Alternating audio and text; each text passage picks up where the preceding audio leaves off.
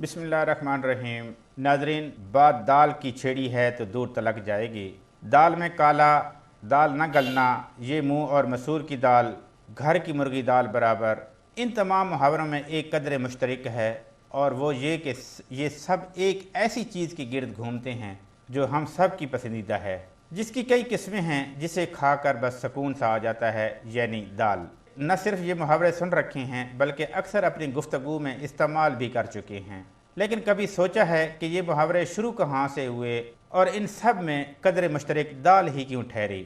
ان محاوروں کے بدلتے معنی کے ساتھ ساتھ یہ چیز بھی بدل جاتی ہے، آخر دال سے ہماری مراد کیا ہے؟ ہو سکتا ہے کہ تاریخ میں مختلف مقامات پر مختلف محاوروں کی وجہ سے یہ ہوا ہو کہ اس وقت دال کی قدر و قیمت کیا تھی۔ مثلاً ہو سکتا ہے کہ یہ منہ مسور کی دال کا محاورہ تب آیا ہو جب باقی دالوں کے مقابلے میں مسور بہت مہنگی ہو اور ہر کوئی اسے نہ خرید سکتا ہو۔ یوں ان دنوں میں اگر کسی کی تصدیق مقصود ہوتی تو لوگ کہتے یہ منہ اور مسور کی دال۔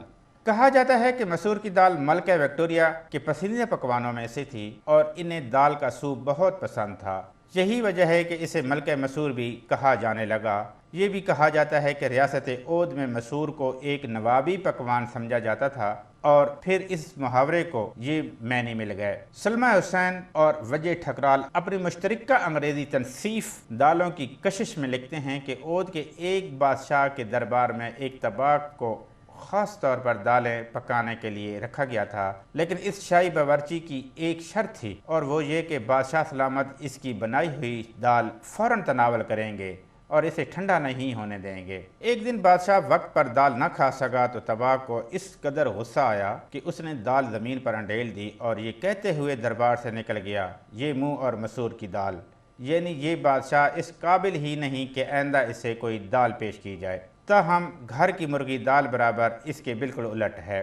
بنیادی طور پر اس محاورے کا مطلب یہ ہے کہ آپ کا ذاتی مال و اسباب اتنا حقیر ہے جتنی کہ کوئی دال۔ لیکن اگر ہم آج کل دالوں کی قیمتیں دیکھیں تو لگتا ہے یہ محاورے درست نہیں رہے۔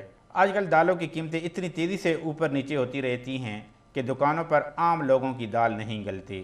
دال کو اکثر غریب لوگ خوراک سمجھا جاتا رہا اور مہمانوں کو دال پیش ہی نہیں کی جاتی تھی، اور اگر گوشت والے پکوانوں کی بجائے دال پیش کرنا پڑ جائے تو لوگ ہچکچاتے تھے۔